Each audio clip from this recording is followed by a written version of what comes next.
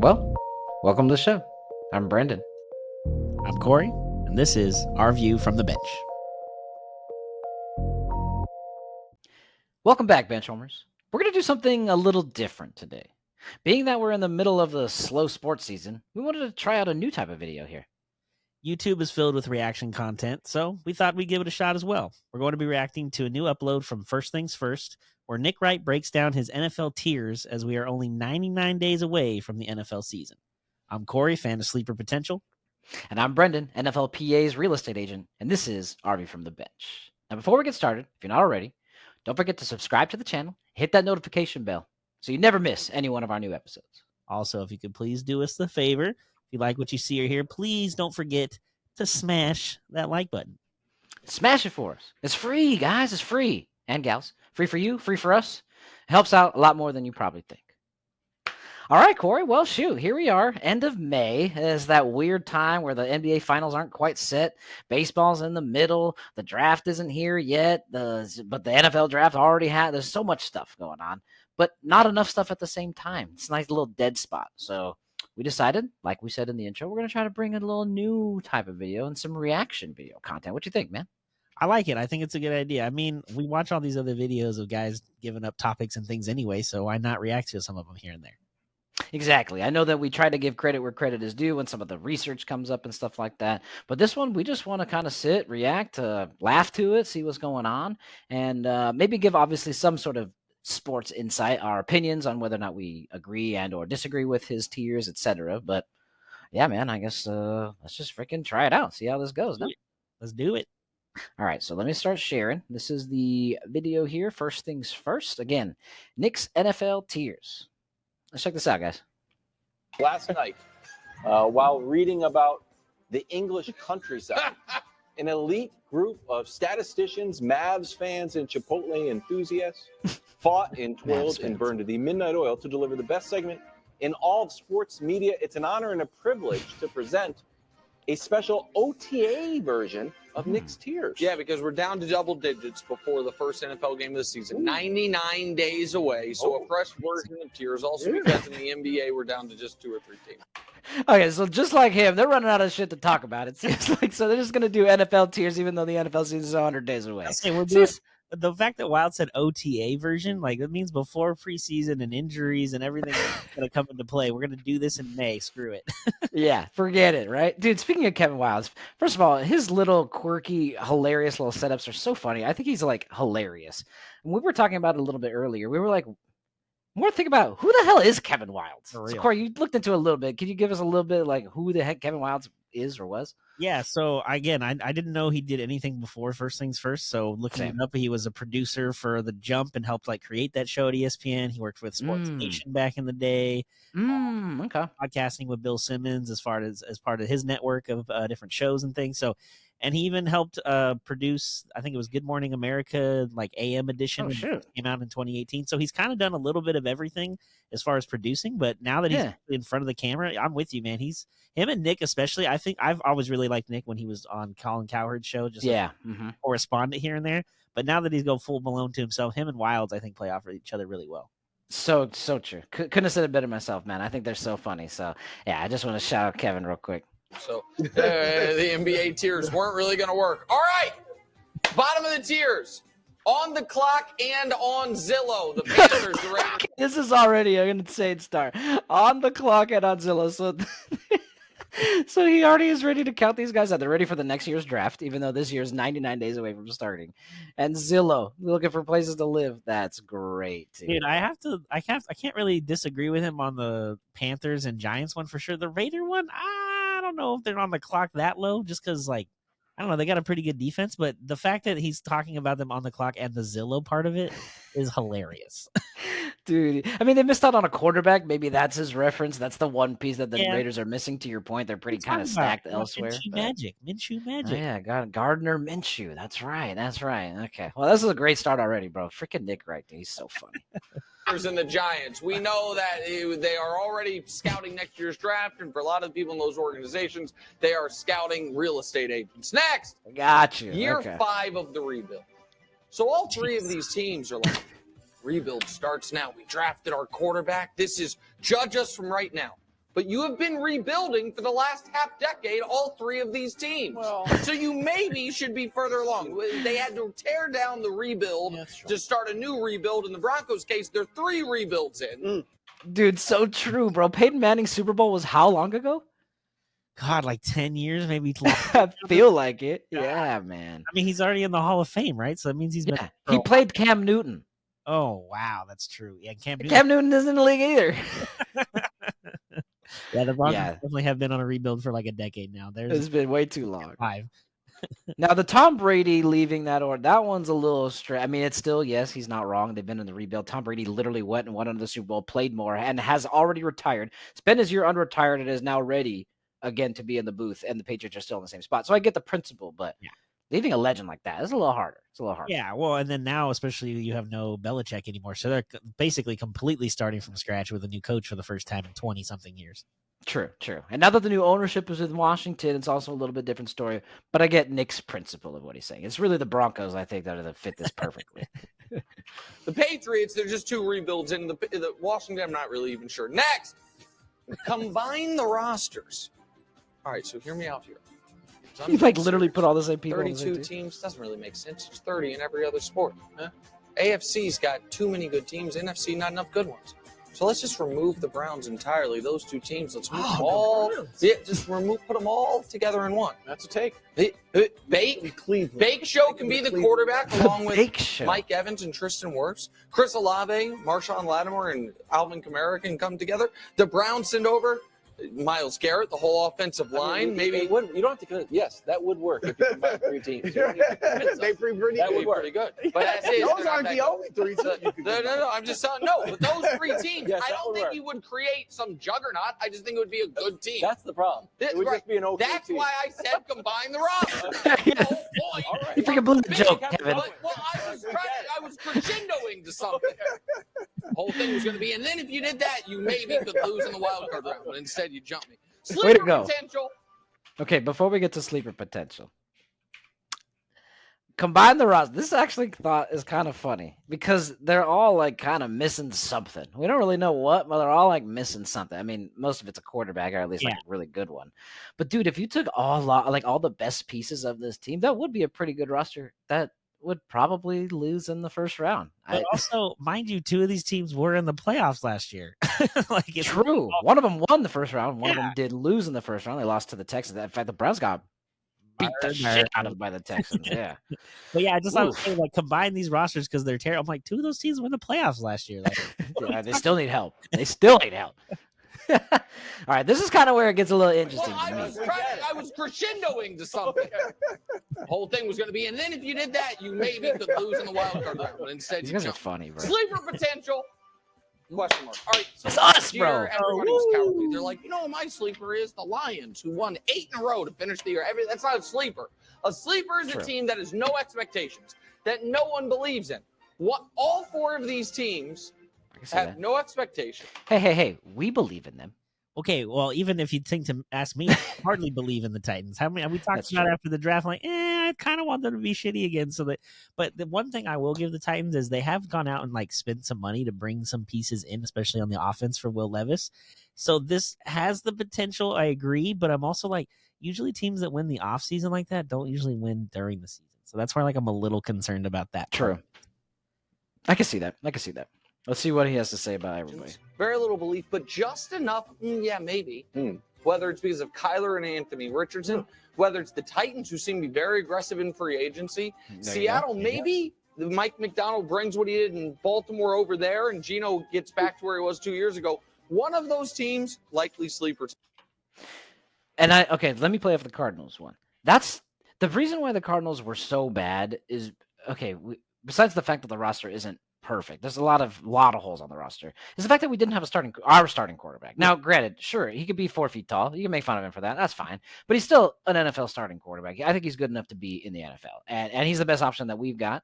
And we didn't have him for the first 13 weeks. I was just going to say the first 12 or 13 games he wasn't even in.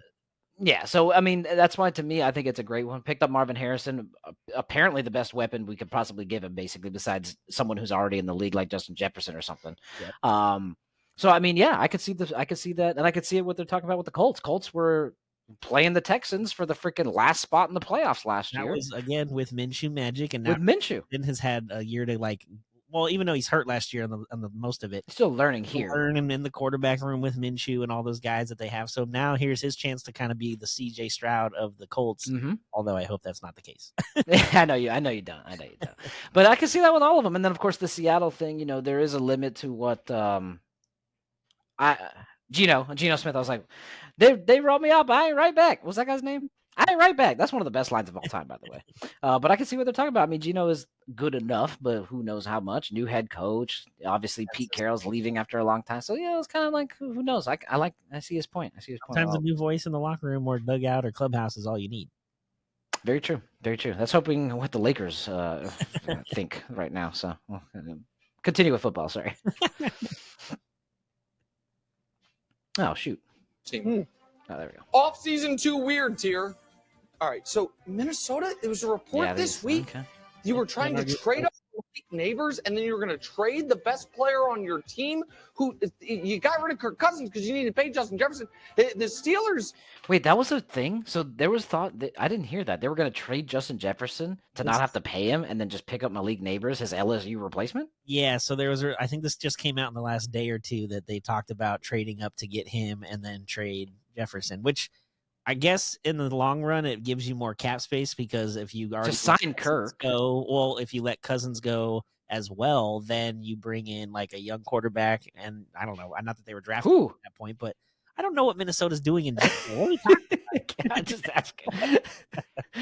Oh, that's a crazy. I didn't hear that. What a dumb report. No offense to Malik Neighbors, but bro, you got whatever. Now, if it was you guys with the Cardinals where you already have the quarterback signed and you didn't want to pay Jefferson, and then you could get Neighbors who's cheaper, I would be more. That's different. Yeah. I'm with you on that idea, though. But. Yeah, no. I mean, Justin Jefferson's a fucking beast, bro. Keep that guy, pay him. Russell Wilson was announced as starting quarterback, and then Justin Fields like, guys, it's me, actually. I'm going to fight for it. Falcons, we know how weird it is. Meanwhile. By the way, we covered that in our draft recap. Go check that out. If you didn't know, the Falcons paid $180 million to Kirk Cousins and decided to move up in the draft to draft a quarterback. So there's that. Makes no sense. Yeah. In New York, you have an offensive coordinator who's actually just a darts player. You have a head coach who has the job because he's great on defense, but he is now coaching the offense. And you have a quarterback who wants to hold the next State of the Union address on Pat McAfee's show. All things are too weird. Next.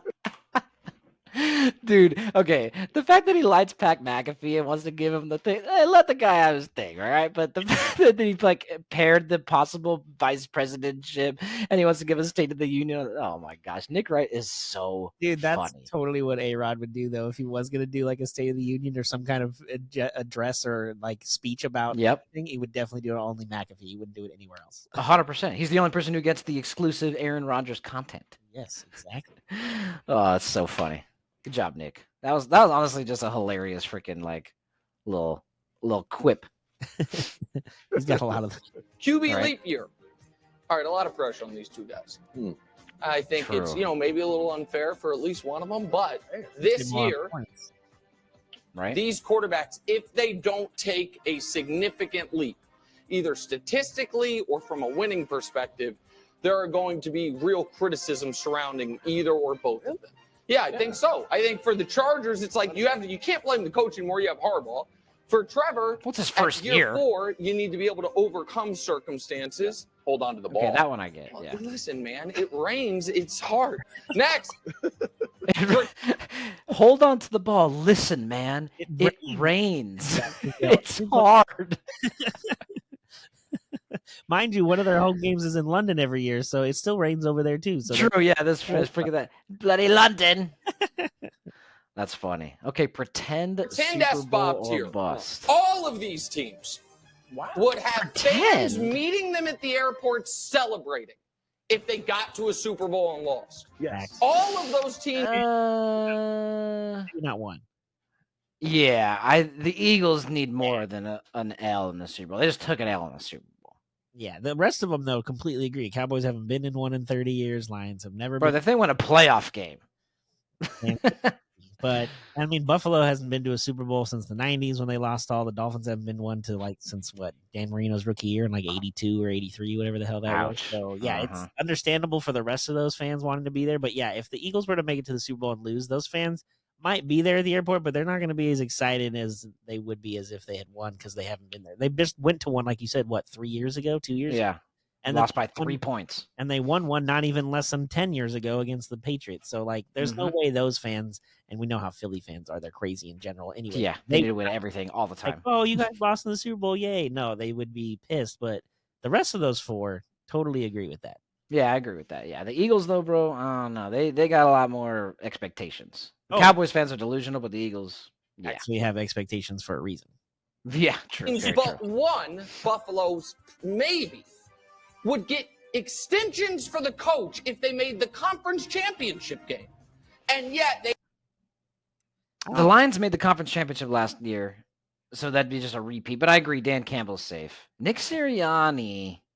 That's the one. If the Eagles don't get further than they did this past year, which was make the playoffs and lose in the wild card round, then he's going to get fired. But if they go to the conference final or conference championship game, then that's an improvement on last year. And then depending on how things are in the locker room, I guess if they were to lose that game would determine if they're going to bring him back. But Yeah. if they got to the NFC conference championship, like things were probably pretty good and you'd bring him back because that would be his second conference title game in 4 years. So if you're the Eagles, that you hadn't been in one in a while prior to the Super Bowl win for a good chunk of time. So I would take 2 in 4 years. Yeah, I'm with that. Mike McDaniels, he got an unlucky. He played the Chiefs in Arrowhead first round. What do you want from 20 him? degrees and the Dolphins are from Yeah.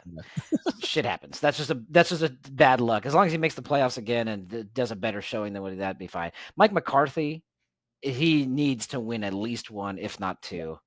And Sean McDermott, I kind of agree, bro. I feel like it's been here for a minute now, man. They just better hope they just don't play the Chiefs. That's pretty much what they just need to hope for. Yeah, essentially that is the problem. If they end up playing the Chiefs, they're probably going to lose because it seems to be Allen is the Peyton Manning to Mahomes' Tom Brady career line. Like they all very true. And you know what's crazy? And they just take care of it. Yes. Okay. So the playoffs is agree, but I think the parallel is I feel like Peyton Manning beat Tom Brady a lot in the regular season, and the Bills beat the freaking Chiefs almost all the time in the regular season. I would say it's probably 50-50 in the regular 50? season. Okay. I don't know if the Colts necessarily dominated the regular season matchups, but I would say they were more 50-50 than anything. But yeah, when it came to postseason, it was always Brady and the Pats until that one time where they decided to blow it. Yeah, true. Yeah, true. All right, so I like this pretend SBO. I like this pretend S bomb. They all pretend like they are Super Bowl or bust. No, you're not. You're just good season. Good season or bust is what you actually are for all 6 of those teams. There can only be one tier. Guys, we're not going to have 3 great young quarterbacks at once. Okay. We're going to have 3 I was like, good there can ones. only be one. There's only going to be one that distinguishes himself as the great of the kind of post-Mahomes Allen era of quarterbacks. And right now, Caleb's going to fight for it. Jordan Love, who's a little older, but his experience-wise is not. And CJ's going to fight for it. I like all 3 of their teams. I like all 3 of their rosters. But there's only going to be one quarterback that distinguished himself, not maybe to the level Mahomes did, but similarly over guys of his era. Why? I don't know. Maybe and honestly, I'm going to give it to him because a lot of his predictions actually do come true. But he is so up on Caleb Williams, is he not? Yeah, he is, and I'm with you. I'm not against Caleb or think he's not going to be either. But for him to expect him to go in and be like C.J. Stroud and just having an astronomical first year, especially because Chicago's head coach is a defensive guy, so it's not like he's well. I guess Houston was too, though. So I guess depending on who their offensive coordinator, who I don't remember the guy's name, but I think I've heard them talk about him on the radio that he's been in some places with some young quarterbacks who he was able to make better. So hopefully that's Chicago is hoping. I mean, the 3 wide receivers he has and weapons there are going to be great weapons. Gerald Everett too at tight end to go with their other tight end they had last year. One of the best safety nets ever. They have a ton of weapons, so like I expect him to be good, but I mean he's also a rookie and not. I mean even C.J. Stroud, he started out like the first couple weeks decent, and then he had like a rough patch or two because obviously people get film on you and try to figure you out. But then he was able to counteract it and get better from there. But is Caleb going to be able to do the same thing? I don't know. NFC North. We shall see. Either. Yeah, very true. It's a tough division. In fact, Jordan Love, who's obviously on this list as well, is in that same division. So, but I get the idea of what he's going with. Very young quarterbacks who are very talented, and I can't disagree. Yeah, no. Actually, still to be seen for self-explanatory. Caleb, but yeah. All 4 of these teams are truly Super Bowl or bust. The Rams, for the simple reason of you don't know how much longer Matt Stafford's going to play. So as long as McVay is there and Stafford is there, any year that does not end in the Super Bowl, because you already won one recently, is a disappointment. The Ravens been knocking on the door. The Niners been knocking on the door, been let into the room. They kick their feet up and then get down unceremoniously. Full of times. And we know what the deal is with the Mahomes. Bengals because they once upon a time won a game in overtime people care a lot about. And okay. So I was on the Bengal train last year, and they completely disappointed me. But I do have a feeling they'll be back up this year. I got nothing against this tier. I see what he means by the Rams, but that's probably the most out of place team, right? Well, not really, to be honest, because last year when the Rams started, I think like 3-6, everyone had like written them off, and then they went on this crazy tear because they got healthy and Stafford was able to stay up on his feet. The offensive line was like one of the best lines they've had in a while. I do know that they've talked about the Rams have gone to a different like scheme as far as their offense. The way they use their linemen to block was more of an area than it was a man-to-man. Man-to-man kind now of. they're switching, and their offensive line has gotten much bigger, like height and weight-wise. So they're definitely trying to protect Stafford. And if Puka Nacua can have 75-80% of what he had last year, and Cooper Kupp is healthy and can be even 50 to 60% of what he was, that's the question mark for me. Yeah. Then they end with Kyron Williams if he's healthy. Like they have a lot of weapons, and McVay tends to like. McVay is not the question mark. No, but he only is when it comes to the running game. He always seems to go away from it late when it could really help them. So if he can stick to the running game and Kyron Williams, and who's the guy they got from Michigan, the running back? Blake Corum. There you go. So they have multiple weapons that even if... I forgot they got Blake Corum. I'm telling you, man. And they got that FSU duo to try to replace... Nobody can replace Aaron Donald. Let's not pretend like he can be replaced. But those dudes were beasts. FSU would... Depending on who you ask, could have been in the college football playoffs last year as an undefeated team. And those two guys were the two best defenders, and now they're teammates again. They both seem super happy about it. If you guys haven't seen the video, Google that. It's hilarious. It's awesome. And the Rams also, I think if I remember right, last year spent the least amount of money on their defense compared to, if not everybody else in the league, at least the bottom 5, and they were still very good. So it's a very young group that's playing together and all coming back together. So I think their defense can be even better than it was last year. The only thing I have to say is that guy left. Yeah. He is now the head coach in the Atlanta Falcons. So. That's true. But if you think about it, McVay is changing coordinators out, it seems like every 6 months. Facts, dude. He's so good, everyone wants a piece, right? Yeah, so it's like one of those jokes that's like, oh, if I had dinner with Sean McVay, I can definitely get a head coaching job at the NFL. True, it's true. Not saying they're going to be like McVay, but I think they'll be okay. Okay, so you don't. Okay, all right. You've convinced me at least that I could see them on this tier, and the fact that they just won a Super Bowl a couple of years ago. Granted, they don't have Aaron Donald, they don't have Jalen Ramsey to defend the back end, but they do have a lot of young talent. And Sean McVay is insane. They still got Matt Stafford, and all you really need is a quarterback. I was just going to say the same. McVay and Stafford are there. If Stafford can play 14 to 15 games and make it through a whole season, then I think they have a shot to at least be a wild card, because San Francisco might be hard to beat for the division, but yeah, I think they can definitely get in a wild card spot. But if anybody can beat them, it's the Rams. Yeah, it's true. They tend to do that pretty well lately. And then I do like Bengals, Ravens. Obviously, the Ravens were just in the freaking title game last year, AFC title game. So I think you talked about Bengals. You were on their train last year. Burrow went down and got hurt. There was no chance. I mean, even when Packers came in, they had like a couple good weeks, couple wins. I think with Burrow back and everybody's from scratch, I think everybody's going to be better. Now they are missing a few. Like Tyler Boyd left. Yeah, their third receiver. I know, but still, sometimes not having all the weapons you're used to can affect you. But also, Burrow's damn good, so I'm not really counting. Exactly. Until he proves me that he's not good enough to carry whatever receiving core they have, then I will wait until I see it.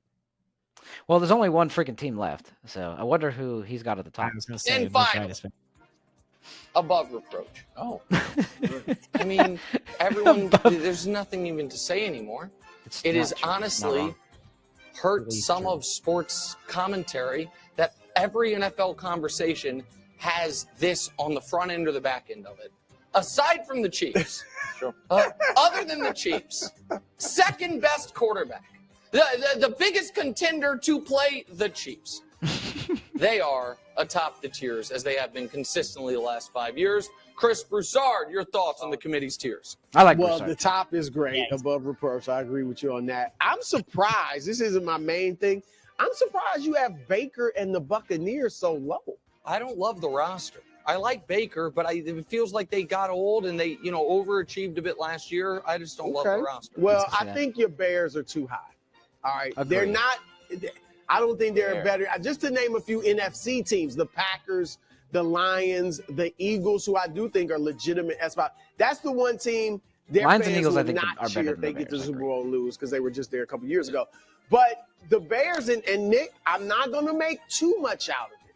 But I've been one saying, give Caleb some time. Are you going He's going to go through some growing things. There's a lot of reports out there that at OTAs, he only completed 3 passes in 7-on-7. He's holding the ball too much. He wasn't efficient in the red zone.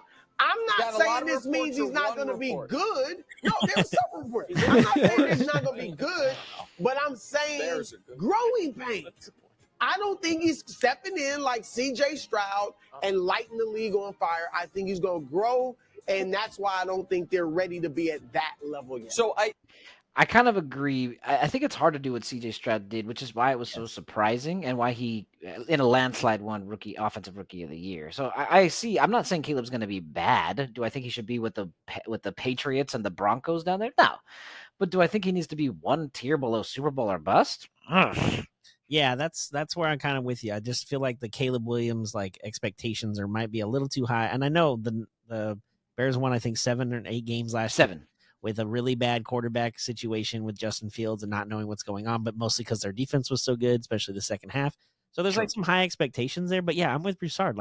There's going to be some growing pains, especially because Caleb doesn't play the same way that Stroud did. He's more of a pocket quarterback, and Caleb is more of a figure it out. Exactly. Yeah. And in the NFL, that might work sometimes, but until you really have it down, I think you're going to see he's going to hold the ball too long. He's going to take some sacks. He's going to probably fumble because he's not holding the ball, very strongly with his one hand as he's trying to get out of the pocket. So there's going to be some growing pains. I couldn't agree more with Broussard on that.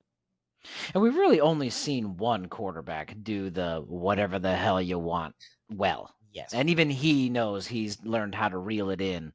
Andy Reid this past season has basically said, look, bro, let's ride the defense on this one. What do you think? Yeah. So even the best of the best can tone it down to make sure that the W is secured. So, yeah, a little bit of growing pains. I'm with you and Broussard on that. Listen, your point about C.J. Stroud, I think, is fair. The part of the team ranking there is the more difficulty of schedule and conference the Texans are going to have to deal with. Okay, I give him that. The NFC is trash, and True. Sure. Okay, I'll give him that. If it's for the team because of schedule, okay, fine. The Packers were not that much better than the Bears last year. One team won 9 games, one team won 7. Now, the Packers obviously looked great in the postseason, but over the width and breadth of the regular season, they were in a similar boat. True. So I just don't think the Bears and Packers are that far apart from each other. I'll be totally honest with you. I had my thesis statement as Cardinals sleeper team, and Katana came into my shared office and said, actually, the name of the tier is sleeper. So you have to upgrade the Cardinals to frisky team. Ooh, here's why. How about my I'm Cardinals? back on the Kyler train. Kyler's healthy. Really? Last 3 games, I asked Josh to dig deep into the Kyler research. Okay, this will just said dig deep, and then it's going to provide 3 games worth of data. All right, got it. He said, here's the best you can do. Kyler's last 3 games, which he had a completion percentage about 71. He threw for 270 yards, 6 touchdowns, 1 interception. Hey, I'll take it. And I know what you're going to say, bro. What about the video games? Did you find out what Call of Duty is? Because then he takes the day off. Not true, though. Oh, not true. Michael Okay. Carter, who was on Bickley and Marotta, excuse me if I pronounced that incorrectly, on AZ Sports Radio, said this. The more I got to know him, I don't think he ever leaves the facility. It's a small fun. Yeah, because he can play on the 96-foot jumbo. Carter said, So damn it, Nick, why you got to freaking say he's playing on the Jumbotron? Jeez. I was just thinking that doesn't mean he's not playing he plays in his office or something. Anywhere, yeah. He Something. parked his car out front, or he's there. Doesn't mean he's doing anything he's supposed That's to. true. Maybe they got better internet than the internet at his house.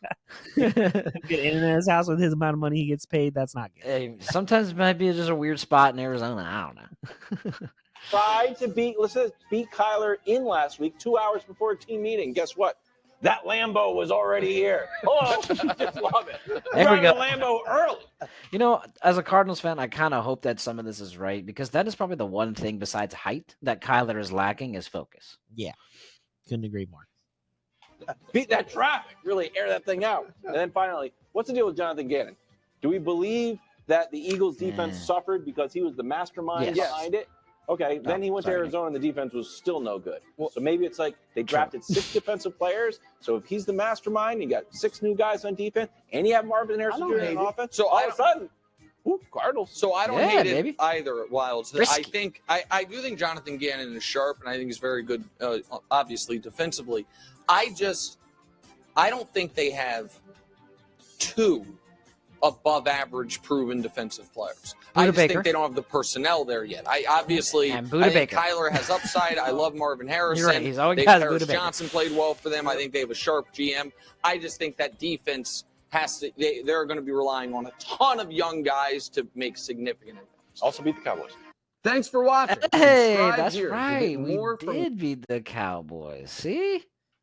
Yeah, that's true. I mean, the other thing too is it didn't say who the last 3 games of the season that he looked in the numbers were against. Who are we playing against that week? Like that comes into play a little bit with those numbers, I would assume. But also at the end of the year, you're usually playing a division opponent, so it could have been like a Seattle game kind of crammed in there, maybe.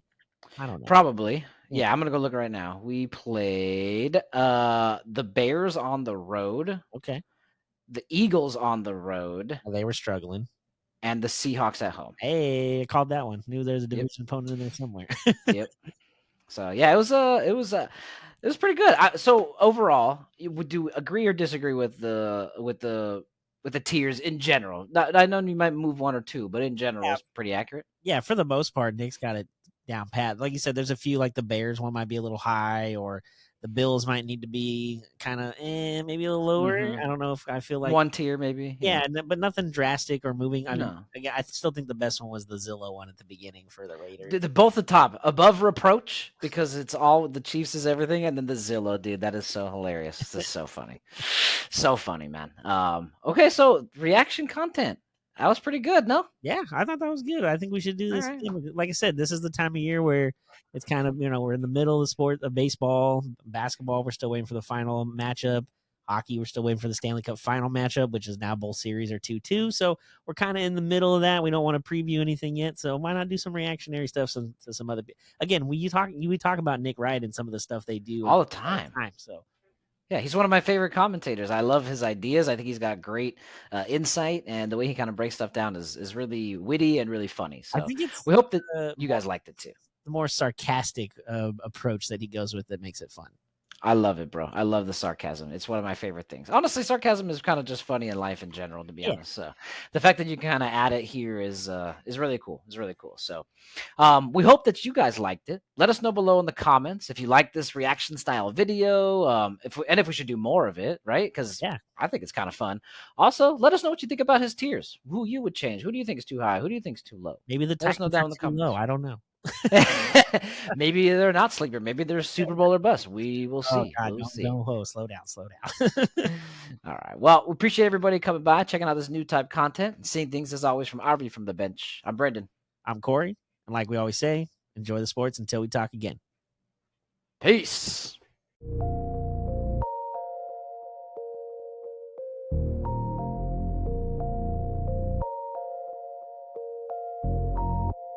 This was a Sycamore 4th Studios production.